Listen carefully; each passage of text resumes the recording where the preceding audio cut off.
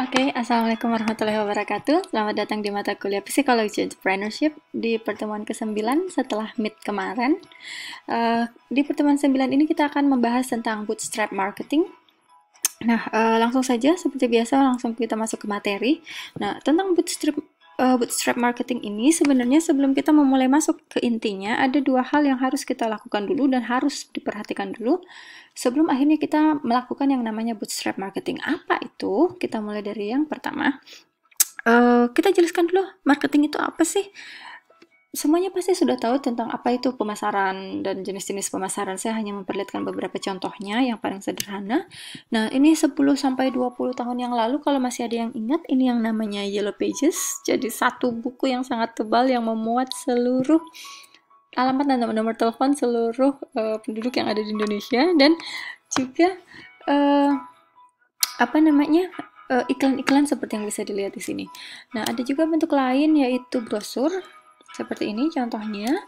Lalu koran, beriklan di koran, radio, iklan di radio, beriklan di TV tentu saja. Lalu apabila kita memiliki uang yang banyak, perusahaan yang besar biasanya langsung aja memasang billboard gitu kan yang gede banget. Nah, yang terakhir yang paling marak belakangan ini yang namanya web marketing. Nah, seperti yang saya janjikan tadi, pertama untuk melakukan bootstrap marketing kita harus melakukan dua hal ini. Pertama itu adalah market segmentation. Nah, apa itu market segmentation? Tentu saja yang paling penting apabila kita memiliki sebuah usaha, kita mau memblok pasar tertentu di mana kita bisa menjual produk kita. Seperti yang selalu saya katakan bahwa tidak ada produk yang bisa menyasar semua pasar pada saat bersamaan, kecuali produk tersebut melakukan diversifikasi atau melakukan strategi lainnya. Nah, market segmentation di sini bisa kita lihat ada 4 tipe. Yang pertama adalah geographics. Kalau di geographics itu ada negaranya di mana, dia berasal dari kota mana, bahasanya apa, climate, area, population. Dan yang kedua ada yang namanya demographics, itu usia, gender, pendapatan, education atau pendidikan, social status. Lalu maju lagi ke psychographics, ada lifestyle-nya, gaya hidupnya seperti apa, IO, activity, interest, and opinion, ada di situ. Ada concern, dia concern terhadap hal apa, itu bisa menjadi salah satu segmen kita. Dan yang terakhir adalah behavioral atau yang kita sebut dengan perilaku. Behavior seseorang. Behavior seseorang bisa berupa occasion-nya, intensinya dalam berbelanja, tuh bagaimana dia user statusnya, atau bagaimana dia buyer stage-nya. Jadi buyer stage ada beberapa tahapan-tahapan kalau Anda adalah seorang pembeli gitu kan, seorang konsumen, apakah Anda konsumen yang loyal atau konsumen yang gampang berpindah produk yang lain, itu semua masuk dalam behavioral. Nah, dari 4 market segmentasi ini, lalu kita tentukanlah yang namanya dengan target market. Nah, jadi ingat, saya ulangi lagi, jadi dari 4 market segmentation ini akhirnya kita menempatkan siapa sih target market kita. Nah, contoh nih, ini harus selalu disesuaikan dengan produk kita. Jadi contoh produk kita itu adalah kopi instan, anggaplah kapal api.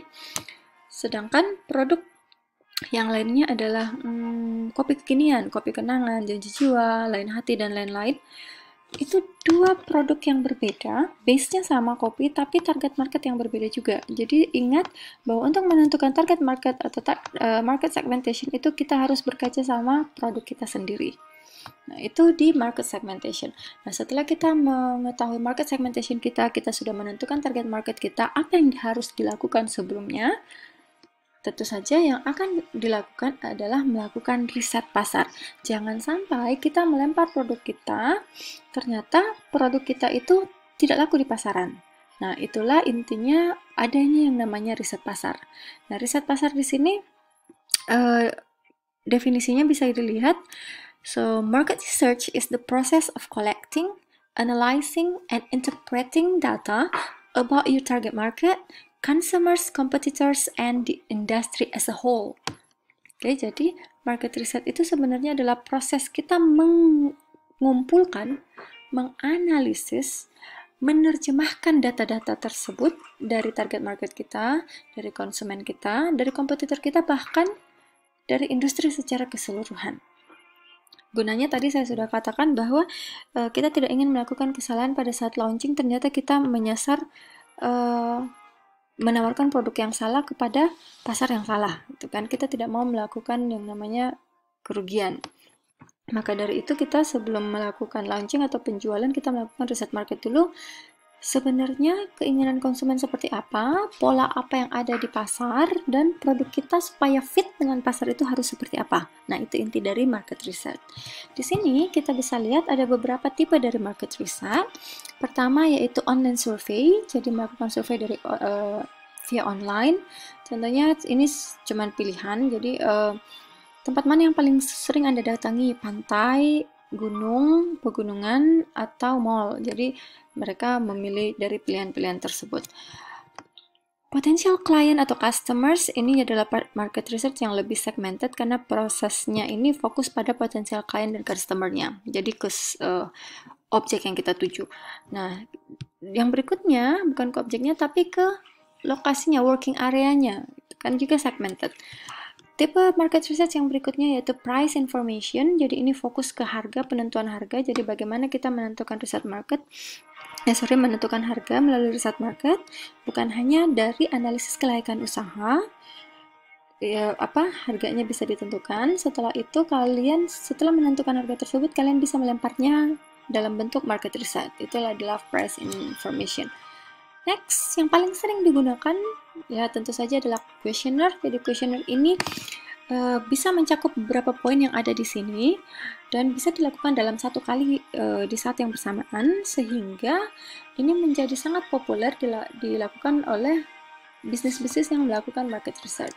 Nah, apabila kalian ingin bertemu langsung dengan customer atau potential customer sekalian, kalian bisa melakukan yang namanya interview. Jadi kalian contohnya ke suatu tempat yang ramai, pusat keramaian, mall, atau yang lainnya, lalu melakukan interview pada target-target market kalian atau potential buyer kalian. Next, kita maju lagi. Nah, ini di sini saya akan memberikan, jadi tugas hari ini adalah salah satunya adalah kalian akan membuat pertanyaan atau questionnaire tentang market research kalian. Tapi sebelum kalian membuat pertanyaan tersebut, saya akan membimbing kalian dulu apa sih yang harus ada di dalam sebuah questionnaire market research.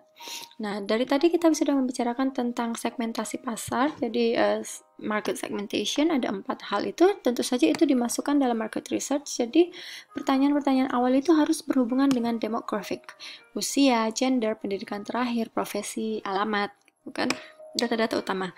Lalu pertanyaan-pertanyaan berikutnya akan membahas tentang psikografik, hobinya, kegemarannya. Jadi pertanyaan-pertanyaan lain yang dapat membuat Anda mengenal lebih dekat calon pembeli Anda. Lalu maju ke bagian ketiga dari pertanyaan-pertanyaan dalam market research, yaitu buying pattern. Ini masuk di behavioral, jadi perilaku. Contoh pertanyaannya seperti, pernahkah Anda membeli kopi instan? Contohnya, kemana Anda pergi jika ingin mendapatkan produk A? Seberapa sering Anda membeli produk B? Seperti itu. Dan di pertanyaan-pertanyaan akhir dalam sebuah market research, itu harus berisi tentang benefit dari produk yang Anda tawarkan. Contoh nih, fitur atau kelengkapan apa yang Anda inginkan saat membeli produk A? Gitu. Contohnya kalian mempunyai produk kopi instan.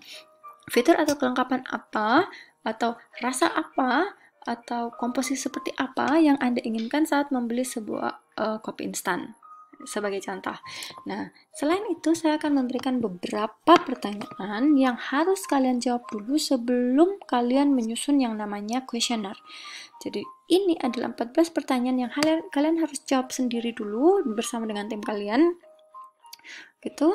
Setelah kalian menjawab ini, kalian lalu bisa membuat yang market research seperti ini.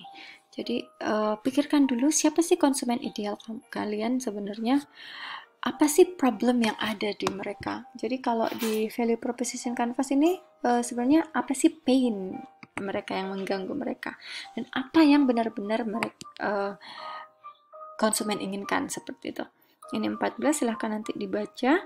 Nah, tapi saya tidak akan cukup sampai di sini. Saya juga akan memberikan kalian contoh dari market research questionnaire. Jadi tahun lalu ini adalah sebuah usaha yang saya mentori, salah satu usaha yang saya mentori tahun lalu luar kuliah. Jadi kalian bisa lihat kuesionernya seperti apa untuk bisa menjadi benchmark kalian dalam membuat market research, dan kuesioner itu sudah ada di e-learning untuk kalian bisa download.